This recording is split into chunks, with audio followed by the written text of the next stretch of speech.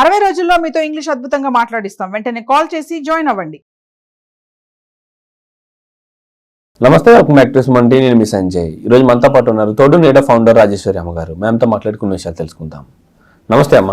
నమస్తే సంజయ్. కోల్కతాలో భార్య భర్తని ఫోర్స్ చేసి మరి కిడ్నీ అమ్మించింది. ఆ వచ్చిన డబ్బులతో ప్రియుడితో కలిసి పారిపోయింది. నేను కూడా చదివాను పేపర్లో. ఎగ్జాక్ట్లీ. అసలు ఇది ఈ సిచ్యువేషన్ అసలు పూర్తి అప్డేట్ ఏంటమ్మా? అసలు ఎందుకు ఇలా జరిగిందంటారు? ఎందుకు ఇలా జరిగింది అంటే అది కూడా అమ్మాయి ఫేస్బుక్ లో పరిచయం అనుకుంటా. వాడు ఈ సోషల్ మీడియా వచ్చిన తర్వాత సగం జనాలు తగలడిపోయారు. ఈ ఫేస్బుక్లు వాటిల్లో ఈ దోస్తీలు పెట్టుకున్న తర్వాత ఫేస్బుక్ లో వాడితో పరిచయం అయింది. Okay, agreed. కానీ ఇన్ని సంవత్సరాలుగా కలిసి జీవించి వాళ్ళకి 2 పిల్లలు ఎవరో కూడా ఉన్నట్టున్నారు. ఆ పిల్లల్ని వదిలేసి ఆ భర్తను వదిలేసి మరి వాడితో వెళ్ళిపోయిందంటే ఎన్నాళ్ళు వాడితో సంతోషంగా ఉండగలుగుతుంది? 10 లక్షలు అయ్యే వరకు. తర్వాత నీ జీవితం ఏంటి? అసలు కిడ్నీ అనేది అమ్మించడానికి కారణం ఏంటమ్మా? అది డబ్బులు కావాలి. డబ్బులు ఉంటే పిల్లల్ని బాగా చదివించగలుగుతాం, మనం మంచి లైఫ్ లీడ్ చేయగలుగుతాం. ఏదో చెప్పింది చెప్పగా వాడు కూడా ఓకే అన్నాడు. నీ కిడ్నీ అమ్మేయచ్చు కదా. నా క్వశ్చన్ ఏంటంటే, నీకంత పిల్లలు త్యాగము, పిల్లలు సుఖంగా చదువుకోవాలి, మంచి పొజిషన్లోకి రావాలనుకున్నప్పుడు నీ కిడ్నీ ఎందుకు అమ్మలా? దొరికాడు బకరాలాగా మొగుడు. సరే, ఆయన ఒప్పుకున్నాడు. ఒప్పుకున్న తర్వాత ఆ కిడ్నీ అమ్మించేసి ఆ 10 లక్షలు పుచ్చుకుని లవర్తో వెళ్ళిపోయింది. ఆ వెళ్ళిపోయే ముందు ఒక కిడ్నీతో బతికే మొగుడు గుర్తురాలా? ఎవరి కోసమైతే అది కిడ్నీ అమ్మించిందో పిల్లలు గుర్తురాలా? కన్న తల్లి అంటే ఒక పవిత్రమైన భావన ఉండేది ఇది వరకు. కన్న తల్లి పిల్లల కోసం అని ఎంత త్యాగమైనా చేస్తుందని. ఇప్పుడు అవన్నీ పోయినాయి, ఆ వాల్యూస్ పోయాయి. పిల్లల్ని కూడా వదిలేసి వాడితో వెళ్ళిపోగలిగిందంటే ఏమిటి అట్రాక్షన్ అందులో చెప్పండి నాకు? వయసులో ఉన్న అట్రాక్షన్ తప్ప దాన్ని అంతకంటే ఏమనాలి? భర్త లేడు, పిల్లలు లేరు, భవిష్యత్తు లేదు. ఆ 10 లక్షలు ఉన్న నాళ్ళు కొన్నాళ్ళు మోసు తీరిందాక వాడు బాగానే చూస్తాడు. ఆ తర్వాత వాడు వదిలేసి వాడి దాన్ని వాడు వెళ్ళిపోతాడు. అప్పుడు ఏమైపోతావు? వెనక్కి వస్తే 3 రానివాడు, అటు వాడు వెళ్ళిపోయాడు. నీ జీవితం ఏమైపోతుంది? అసలు ఆలోచన ఎందుకు రావటం లేదు ఆడవాళ్ళకి? ఎక్కడో ఇదివరకు కూడా చెప్పాను ఒకసారి, పాకిస్తాన్ యువత 4 పిల్లలు వదిలేసి ఇండియా వచ్చేసింది. ఫేస్బుక్లో పరిచయమైన వాడి గురించి. ఈ ఫేస్బుక్లో ఏంటో దరిద్రం, ఎన్ని కథలు వింటున్నాము. ఈ ఫేస్బుక్లో ఎందుకు తీసారో నాకు అర్థం కాదు. ఎక్కడ ఫ్రెండ్ రిక్వెస్ట్ ఓపెన్ చేస్తే చాలు ఫ్రెండ్ రిక్వెస్ట్.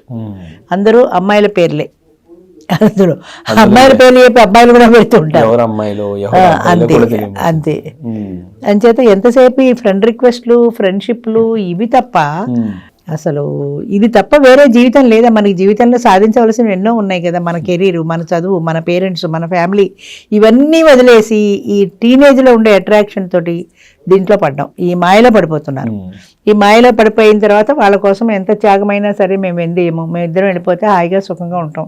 ఎన్నాళ్ళు సుఖంగా ఉంటారు ఈ 10 లక్షలు అయ్యేదాకా? ఎగ్జాక్ట్లీ. ఇప్పుడు చూసుకుంటే ఈ మధ్య ఇలాంటి సంఘటనలు పెరిగిపోయినాయి. అవును, భార్యని చంపడం భర్త, లేకపోతే భార్యని హింసించడం, లేకపోతే భార్య భర్తని చంపడం ఎక్కువ ఉన్నాయి. అవును, భార్య భర్తని చంపడం, లేకపోతే భర్తని వదిలేసి భార్య వేరే వాడితో వెళ్ళిపోవడం. అసలు ఇలాంటి సంఘటనలు ఎందుకు జరుగుతున్నాయి అంటారు? అసలు ఈ మధ్య చూసుకుంటే విపరీతంగా పెరిగిపోతుంది. అవును, ఇది చాలా మంది ఏమంటారంటే ఇది ఒక సైకలాజికల్ డిజార్డర్ అంటారు. అంటే మన మెదడులో కొన్ని ఉద్రేకం కలిగించే భావాలు ఉంటాయి కొంతమందిలో. చాలా అగ్రెసివ్గా ఉంటారు.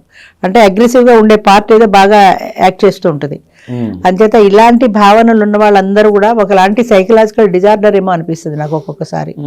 అంటే ఈ సైకలాజికల్ డిజార్డర్ వల్ల వాళ్ళ మనసు ఎటువైపు ప్రేరేపితం అవుతోంది, ఎటువైపు రియాక్ట్ అవుతోంది, ఆ భావాలను వీళ్ళు కంట్రోల్ చేసుకునే కెపాసిటీ లేదు వీళ్ళకి. ఎప్పుడైతే అది లేదో విచ్చలవిడిగా వెళ్ళిపోతారు, అటు వెళ్ళిపోవడానికి ఇష్టపడతారు. అదే కానీ ఒక్క క్షణం ఆలోచించి నా ఫ్యామిలీ, నేను, నా పరువు, నా ప్రతిష్ట, నా కుటుంబం అన్నది ఆలోచిస్తే ఆ పని చెయ్యరు.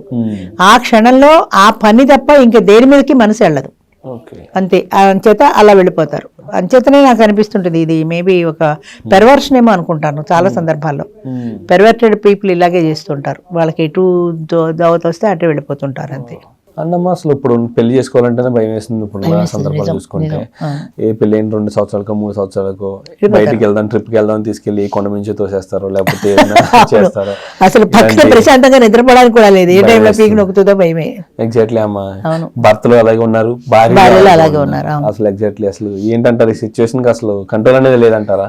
అదే పెర్వర్షన్ చెప్తున్నాం కదా. ఈ పెర్వర్షన్ వల్ల ఏంటంటే వాళ్ళ మైండ్కి ఏది దోస్తే అది చేసేయడమే తప్ప దాని నిజాలు భయం అన్నప్పుడు పేపర్లో చూసాను చూడండి. వాడు భార్యని చంపేసి కోసి ముక్కలు చేసి ఉడికించి ఆ ఎముకలు పొడి చేసి నీళ్ళల్లో కలిపి ఇంత ఆవేశంలో చంపేశాడు అనుకుందాం, తర్వాత కూడా వాడికి భయమే లేదా? ఇవన్నీ ప్రెషర్ కుక్కర్లో ఉడికించి తిరిగే ఎలా చేయగలిగాడు అసలు?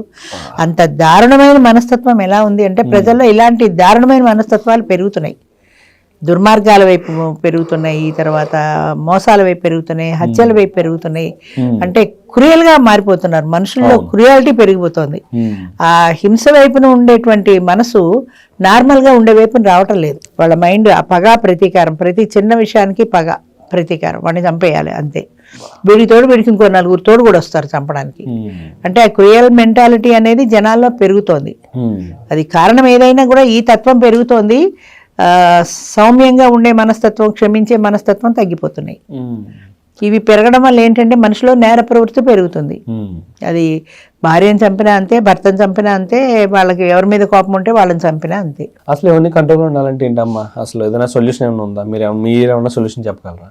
దీనికి సొల్యూషన్ అనేది అది ఆ పెర్వర్షన్ అనేది మనుషులు తగ్గించుకోవాలండి. ప్రతి దానికి నిగ్రహం అనేది ఉండాలి. మన మనసు మన కంట్రోల్లో ఉండాలి. వాడిని చంపేయాలనేంత కోపం చాలా మందికి చాలా సందర్భాల్లో వస్తుంది, కానీ చాలా మంది కంట్రోల్ చేసుకుంటారు. కంట్రోల్ లేని వాళ్ళు ఆ పని చేస్తారు. కంట్రోల్ లోపిస్తుంది. మన మనసు మీద మనకి నిగ్రహం ఉండాలి. ఇదివరకు చూడండి బ్రహ్మచర్యం అనేవాళ్ళు, బ్రహ్మచారికి వాడు పెళ్లి చేసుకోడు, వాడికి ఎంతో కంట్రోల్ ఉంటుంది వాడి మీద. ఉంటేనే కదా పెళ్లి మీదకి మన మనసు మళ్ళకన్నా నిగ్రహించుకోగలుగుతాడు. ఆ నిగ్రహం అనేది మనుషుల్లో లోపించింది. ఈరోజు ఏది కావాలంటే అది నాకు కావాలంతే, ఆ కోరిక తీర్చుకోవడమే ప్రధానం. అలాగే పగా ప్రతీకారం తీర్చుకోవడమే ప్రధానం. అంచేత ఈ రకమైన మనస్తత్వాన్ని తగ్గించుకోకపోతే, నిగ్రహం కనుక లేకపోతే ఇలాంటి ప్రమాదాలే జరుగుతాయి. ప్రతి మనిషి కూడా ఒక నిగ్రహాన్ని పాటించగలగాలి, కంట్రోల్ ఉండాలి మైండ్ మీద.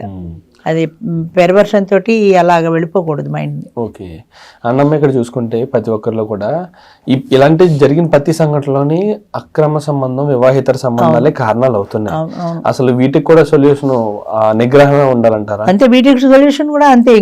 ఒక మనిషిని చూసి నువ్వు టెంప్ట్ అవుతున్నావు అంటే ఏంటనమాట, అటు వెళ్ళిపోతుంది నీ మైండ్. నీ మైండ్ అటు వెళ్ళిపోతుంది కాబట్టి దాన్ని నువ్వు కంట్రోల్ చేసుకో. కంట్రోల్ చేసుకునే ప్రయత్నం చేయి, కష్టమే కానీ కంట్రోల్ చేసుకొని, నాకు ఇవాళ కాఫీ తాగాలి ఉందండి, నన్ను డాక్టర్ కాఫీ తాగద్దు అన్నాడు, అది నేను మానుకుంటే హెల్త్ బాగుంటుంది. నేను నిగ్రహించుకోలేకపోతున్నానని నువ్వు కాఫీ తాగేస్తే నువ్వే కదా నష్టపోతావు. అంచేత నష్టం ఉండకూడదంటే నీకు కంట్రోల్ చేసుకునే కెపాసిటీ ఉండాలి. అది కంట్రోల్ చేసుకోగలిగితేనే నువ్వు హ్యాపీగా ఉండగలుగుతావు ఫ్యూచర్లో అయినా. లేకుండా మనం ఆ వీక్నెస్ తోటి మనం అలాగా చేసేస్తే ఆ పెర్వర్షన్ తోటి దాని యొక్క ఫలితాన్ని మనమే పొందుతాం మళ్ళీ. ఎగ్జాక్ట్లీ. అమ్మాయి లాంటి కోరికలు ఏదైనా పుట్టినప్పుడు సడన్ గా చేసేయాలన్న ఆలోచన ఉంటుంది. సంథింగ్ ఏదైనా చిన్నపిల్లలు ఉన్నారంటే వాళ్ళకి ఏదైనా తినాలి, ఏదైనా చాక్లెట్ చూస్తారు, అది తినాలనిపిస్తుంది, అది ఇచ్చే వరకు ఏడుస్తారు. ఎగ్జాక్ట్లీ. అలాంటి సందర్భం ఇప్పుడు పెద్దలు కూడా అదే సిచ్యువేషన్ లో ఉన్నారు. ఇప్పుడు ఏదైనా కోరిక ఉందంటే అది తీర్చేసుకోవాలి. అసలు దాని వల్ల వచ్చే పరిణామాల గురించి ఎవరు ఆలోచించట్లేదు. అలాంటి సందర్భంలో ఇలాంటి కోరిక వచ్చినప్పుడు వాళ్ళు ఎలా కంట్రోల్ చేసుకోవాలంటారు? సంథింగ్ ఎలాంటి విషయాలు గుర్తుపెట్టుకోవాలంటారు? ముందు అసలు వాళ్ళు ఆలోచించుకోవాలి, నేను రైట్ చేస్తున్నానా తప్పు చేస్తున్నానా. ఇది తప్పు అన్నప్పుడు మనం పెద్దవాళ్ళ దాకా వెళ్ళొద్దు, ఈ తప్పును మనమే కంట్రోల్ చేసుకుందాం అని వాళ్ళని వాళ్ళు కంట్రోల్ చేస్తున్నాయి. అందుకే నా నిగ్రహం అనేది ప్రతి మనిషికి అవసరం. ఇప్పుడు నాకు చాలా కోపం వస్తుంది. ఆ కోపాన్ని అది ఒక బలహీనతగా అయిపోయింది నాకు. మేబీ ఏజ్ వల్ల కావచ్చు, చేసే కార్యక్రమం వల్ల కావచ్చు. గట్టిగా తిట్టేసిన తర్వాత బాధపడతాను, కానీ ఆ మూమెంట్ లో మాత్రం తిట్టకపోతే కోపం ఆగదు. దాన్ని నిగ్రహించుకోవాలి. నేను నిగ్రహించుకోకపోతే ఫ్యూచర్ లో నాకే నష్టం. అంచేత ప్రతి మనిషికి ఒక నిగ్రహం అనేది ఉండాలి. అది మనం తప్పు చేస్తున్నాము, ఈ తప్పు చేయకూడదు అని కాస్త కొంత నిగ్రహించుకోగలిగితే గ్రాడ్యువల్ గా అది తగ్గుతుంది. అలా ప్రతి విషయంలోనూ నిగ్రహించుకోగలిగితే వాళ్ళు నార్మల్ పీపుల్ అవుతారు. ఈ నార్మల్గా లేకుండా అబ్నార్మల్గా ఉండడమే కదా. కోపాన్ని ప్రదర్శించడం కానీ, పగ ప్రతీకారం, ఇవన్నీ కూడా అబ్నార్మల్గా ఉండేవి. మన చుట్టూ ఉండే మనుషులు ఎంతో మందిలో ఉన్నాయి. ఇవన్నీ చూస్తూనే ఉంటాం. తెల్లారితే ఎంతో మందితో మాట్లాడుతుంటాం, ఎంతో మందిలో ఈ కోపం, ఈ ప్రవృత్తి చూస్తుంటాం. అంచేత నిగ్రహం అనేది లేకపోతే ఏ మనిషికైనా కష్టమే. Thank you ma'am. Thank you very much. నమస్తే.